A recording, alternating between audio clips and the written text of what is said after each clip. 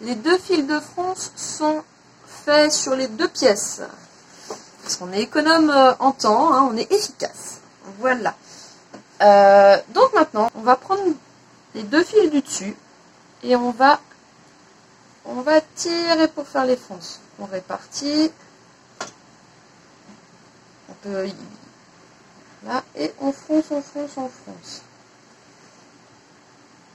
Voilà. Bien sûr, on en fait un. On fait la même chose pour le deuxième. On prend 2 fils de fronce qui sont soit les 2 de l'endroit, soit les 2 de l'envers, comme vous le sentez. Et on vient tirer. Je retire 3-4 points parce que je suis allée trop loin, j'ai dépassé le cran. Et c'était pas une bonne idée. Voilà. Là, ils sont pareils. Ok, je prends mes 2 fils de fronce du dessus. Et je tire. Je tire. Je répartis bien mes fronces. Alors, vous allez me dire, comme sur le petit livret, Perrine, c'est bien de froncer, mais on fronce jusqu'où? Quelle est la longueur des fronces? C'est simple. Pour ce faire, nous allons avoir besoin de nos encolures. Alors, attendez, je les pose bien.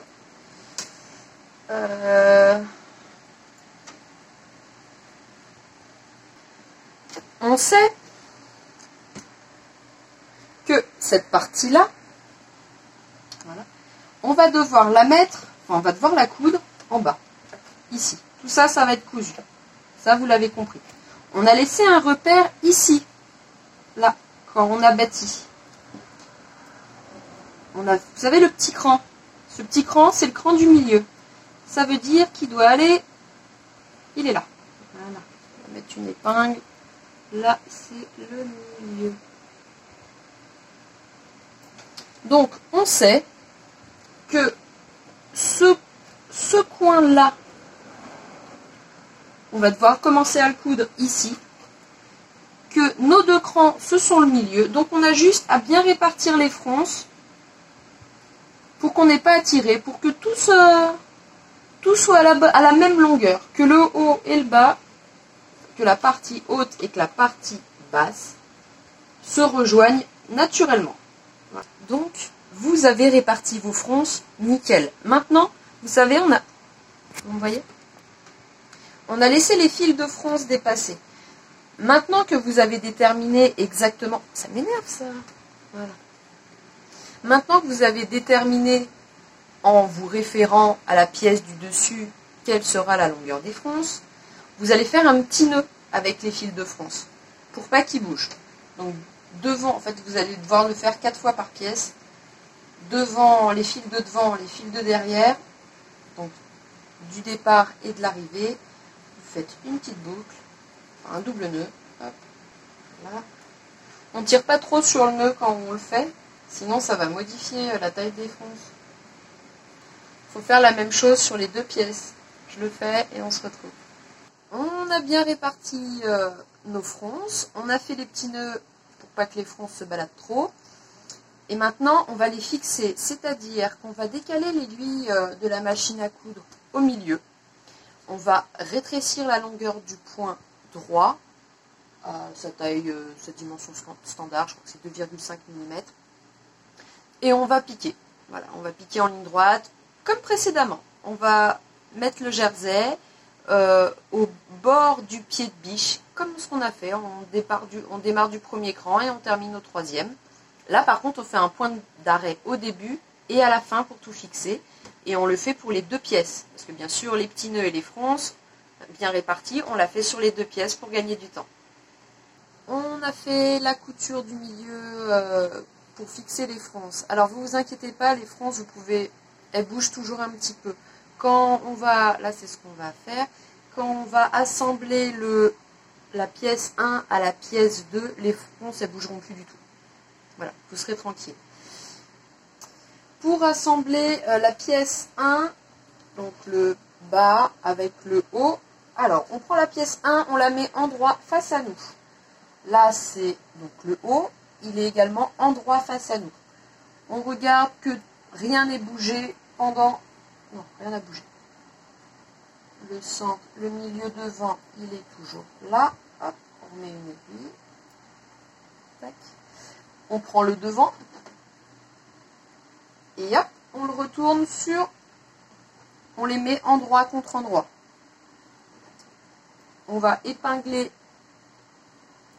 les milieux de la pièce 1 et de la pièce 2. Vous savez, la pièce 2, on lui avait mis un petit repère. C'est le cran de montage, en fait, son milieu. Donc, on fait correspondre les milieux ensemble. Hop, on les épingle ensemble. On retirera les fils de bâti de la pièce 2 une fois qu'on aura cousu. C'est pour ça qu'on a bâti.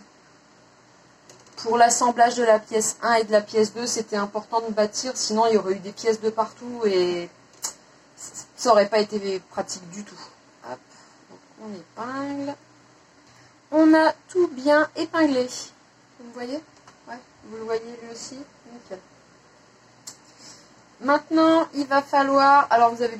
Oups! Vous avez deux options. Hein. Soit vous surjetez direct, soit vous le passez à la machine à coudre au point droit et après vous surjetez ce qui reste. En fait, on doit piquer, je ne vous l'ai pas dit, on doit piquer à 1 cm du bord. Pourquoi 1 cm? Tout simplement parce que... Oui, c'est vrai ça, pourquoi 1 cm? Bah, disons que 1 cm, on est sûr de ne pas voir les fils. De ne pas voir les fils de fronce. 1 cm, c'est bien. Pareil pour la surjeteuse, du coup, vous mettez, pardon, vous voyez là, hop, pour la surjeteuse, là vous le mettez sur 7 et vous en coupez 3 mm. Je viens d'assembler le haut et le bas de ma partie 1 et 2 et comme vous pouvez le voir là, on voit un fil et ce fil du coup, quand on est sur l'endroit, il se voit. Donc, pas de panique, c'est normal, c'est prévu. Ce fil, en fait, on va le retirer. C'était le fil de bâti des fronces. Lui, c'est le fil on a mis le plus l'aiguille à gauche. Ce fil, on peut le retirer. Les fronces, elles sont bien prises dans la couture de surjeteuse. Donc, on le retire, il n'y a pas de problème. Maintenant, il va falloir assembler l'autre partie, le dos. Donc, j'assemble et je vous montre le résultat.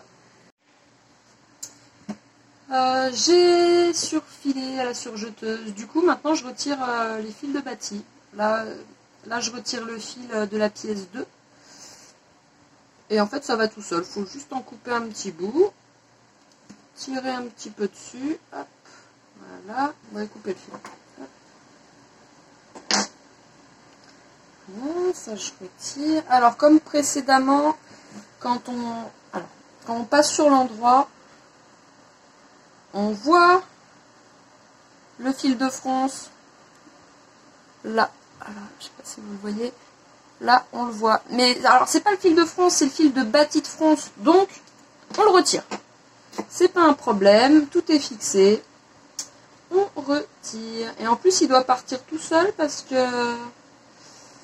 qu'on l'a fait à grand point, je sais pas si vous vous souvenez, on l'a fait à 5 je crois, si mon souvenir est bon. Donc, on coupe un côté. Je ne l'ai pas précisé, mais à chaque fois qu'on fait une couture, on vérifie sa couture. On vérifie que tout soit bien comme on veut. Que... Ça ne sert à rien c'est dommage de ne pas vérifier et de se rendre compte qu'on a foiré une couture et une couture qui va nécessiter de découdre beaucoup. Donc un conseil, vérifier chaque couture. C'est pas une perte de temps, au contraire. On coupe les petits fils qui dépassent. On fait attention de ne pas faire de bec. Le bec, c'est quand on coupe un petit fil et qu'on coupe autre chose avec. Et ça, bon, c'est pas fun. Ouais, ça fout un peu les bouts des becs. Hop, bon, il est pas à ma taille celui-là, hein. C'est un 52, mais pour vous donner une idée, on y est presque. Alors, qu'est-ce qui nous manque? Le devant et le dos sont assemblés par les épaules. Ça veut dire que là, il nous manque les coutures de côté. Donc, on prend notre grande pièce On fait endroit contre endroit. Hop. On vient faire correspondre les emmanchures. Touc. On épingle. Ouais, je suis bien. Ouais, non, mais je suis nickel. On épingle, on épingle.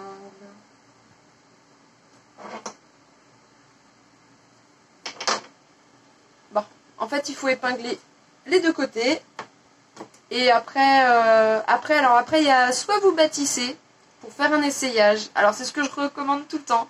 Bâtissez, faites un essayage. Moi, je vais surjeter direct. Parce que je sais que ça va lui aller. Voilà. C'est pas pour moi. Et je sais qu'il est ample. Je sais qu'il va lui aller. Enfin, je croise les doigts quand même. Donc, je passe à la surjeteuse directe. Les coutures de côté sont faites. Donc, je les ai faites à la surjeteuse. Je vous ai dit, j'ai pas bâti. Maintenant, il nous reste les finitions d'emmanchure. Pour les finitions d'emmanchure, vous avez plein de possibilités. Je ne vous en conseille pas une en particulier. Pour ma part, je ne le fais pas souvent, mais ça m'arrive. J'ai laissé les bords accrus. C'est-à-dire que comme j'ai bien coupé mon tissu propre, sans petits accros, vous voyez ce que je veux dire? Il est coupé droit, il est vraiment propre. J'ai juste rentré mes coutures d'épaule que j'ai fait à la surjeteuse. J'avais ma chaînette. Voilà. On fait à la surjeteuse, on a une chaînette. Donc les fils de chaînette, je les ai rentrés dans la couture d'épaule. Voilà, comme ça ne dépasse pas. Je vais faire la même chose pour ma couture de côté. Voilà, la chaînette, je l'ai fait un peu longue. Avec une aiguille, je vais la rentrer dans la couture, elle sera cachée. Pareil des deux côtés. Vous, si vous ne voulez pas faire ça, que vous voulez une autre finition, hein, il y a plein de finitions possibles. Alors, vous pouvez mettre du biais. Voilà. Vous pouvez mettre un biais normal, vous pouvez faire un biais rentré. C'est un biais normal, en fait, qui est cousu, qui est rentré et qui est cousu à l'intérieur. Voilà. Vous pouvez mettre une bande. Là, moi, j'en ai pas. J'aime bien en mettre, mais celui-là, ce top, il est tellement aérien que j'ai pas envie de mettre une bande pour alourdir le truc. Enfin, je vais en mettre des bandes, mais pas aux emmanchures. Voilà. Donc, vous avez le choix. Vous pouvez faire un ourlet rouloté aussi au niveau des manches.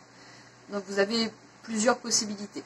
Pour le bas, voilà. Là, pour l'instant, le bas, il est comme ça, il est accru. J'ai contacté Sabrina et je lui ai demandé ce qu'elle voulait en fait. Comme ce sera son top, je voulais pas me lancer dans un truc. Elle avait choisi les couleurs, enfin elle m'a dit ah, je veux même que le tien, pas de souci. Et donc je lui ai demandé. Je lui ai proposé les options, donc je vous les propose aussi. Les options pour terminer le bas du top, ourlet classique. Voilà. On replie une fois, une deuxième fois, on pique au point droit ou à l'aiguille double, c'est comme vous le sentez. Ça, c'est l'option 1. Vous pouvez rajouter autre chose. De la dentelle noire ou... vous pouvez, pourquoi pas. J'ai envie de vous dire, on finit comme on veut, hein, c'est à nous. Vous pouvez faire un ourlet rouloté. Vu qu'il est ample, ça va. Moi, je pense que ça le fait. Sabrina, elle a voulu que je mette une bande. Alors, la bande, ça permet... je vais vous montrer comment je fais. C'est une bande qui a la longueur du tour de taille. Voilà, en jersey. Donc coupée dans le sens d'élasticité du tissu. Voilà, il faut que votre bande, vous puissiez tirer dessus. Parce que du coup, ça lui permettra de faire blouser son top. C'est ce que j'ai fait aussi. Et j'aime bien finir mes... Pas tous, mais j'ai beaucoup de hauts comme ça que j'aime bien faire blouser. On attaque la bande ? Concernant la bande qui va finir le bas du top. Ma copine Sabrina fait du 52. Pour le 52, pour mon tableau, elle a une taille qui fait une taille de 104 cm. La taille, hein, pas les hanches. Du coup, j'ai coupé une bande de 104 sur 10 de large. Là, il n'y a que 10. Okay, j'ai coupé ma bande pour qu'elle puisse s'étirer. Pour que ce soit confort. Maintenant, la bande, on va venir, ah, je sais pas si vous voyez, non, là vous voyez pas. On va venir prendre, là j'ai endroit face, elle est endroit face à moi. On va venir la plier en deux, endroit contre endroit. Voilà, endroit contre endroit, pardon. Voilà. Et je vais venir surjeter ici. Surjeter, je suis bien endroit contre endroit, ouais. Je vais venir surjeter. Ça marche? Alors, je surjette, mais vous pouvez bien sûr le faire à la machine à coudre, hein, point zigzag, hein, c'est par habitude. D'accord, là c'est surjeté. Maintenant, j'ai une sorte de rond que je vais venir plier sur l'intérieur, envers contre envers. Je vais l'épingler. Donc maintenant, mon rond, il ne fera plus que 5 de large, vu que je l'ai plié envers contre envers. Vous me suivez là? On sait que le devant et le dos du top, ils font la même taille. Donc là, j'ai ma couture de bande. Je vais poser une épingle à la moitié. Enfin, l'autre moitié. Hop. Et l'autre moitié. En fait, on a juste à prendre une moitié, poser, épingler. Et je vais marquer un repère, tout simplement, parce que le coin couture, je vais le placer au niveau de la couture de côté. Et le repère qui est à la moitié de la bande, il va être sur l'autre côté. Comme ça, ça me fait... Voilà, je sais qu'il faudra bien tirer sur la bande et il faut que j'arrive à la couture à ce repère-là. Je ne sais pas si c'est clair. Si? Oui, il fait chaud. Très bien. J'ai ma bande. Le pli, il va être vers l'intérieur. Là, j'ai ma bande pliée. Là, vous voyez, j'ai les petits rebords. Et là, il y a le pli. Là, j'ai mon top. Hop. Je dois prendre le... Vous voyez ou vous ne voyez pas? Non, je commence par là. Je dois prendre le top, ouvrir la bande. Hop. Faire correspondre la couture de côté. Alors là, j'ai ma couture de côté ici. Avec l'épingle repère. J'épingle. Je commence à faire passer le top, hop, dedans. Et là, j'ai ma couture qui me sert aussi de repère, ma couture de bande. Je viens la mettre. Hop, je fais rentrer le top dans le cercle. Et j'épingle. Et je vais passer tout ça à la surjeteuse. Voilà. J'ai surjeté la bande de bas, de finition. Voilà. Alors, j'ai rentré les fils un peu vite, mais il m'en reste pour les fils de chaînette. Si vous ne savez jamais quoi en faire, et bah écoutez, c'est tout simple. Il faut prendre une aiguille à canevas. Vous voyez, elles sont... C'est où? C'est là. Oh, on voit rien. Voilà. L'aiguille à canevas, elle est plus large qu'une aiguille normale, mais au moins on peut passer les 4 fils dedans. Donc, je viens prendre l'aiguille à canevas et je la pique dans les marges de couture qui sont cousues. Ah, allez, rentre. Je sais pas, ça ne veut pas rentrer. Alors des fois ça veut, des fois ça veut pas. Mais faut pas lâcher l'affaire, hein. C'est vous qui décidez, c'est pas l'aiguille. Hop, voilà. Moi je la rentre bien sur 6-7 cm, hein, facile. Hein. Voilà. L'aiguille à canevas, elle est dans la couture. D'accord? J'ai laissé le chat de l'aiguille dépasser côté chaînette. Voilà, la chaînette elle est là, elle est un peu longue. Je vais la couper un peu. On prend la chaînette et on rentre les 4 fils dans le chat de l'aiguille. Allez, hop, voilà, fil rentré. On n'a plus qu'à tirer l'aiguille. Alors là aussi, des fois ça veut, des fois ça va pas. C'est vous qui décidez. Voilà. Et bien, voilà. Voilà. Le fil est passé. Alors, c'est pas suffisant parce qu'au début je faisais comme ça, je rentrais le fil et je disais oh c'est bon, et en fait au fil des lavages je me suis aperçue que le fil il ressortait. Donc maintenant, quand le fil il est sorti, je lui fais un petit nœud.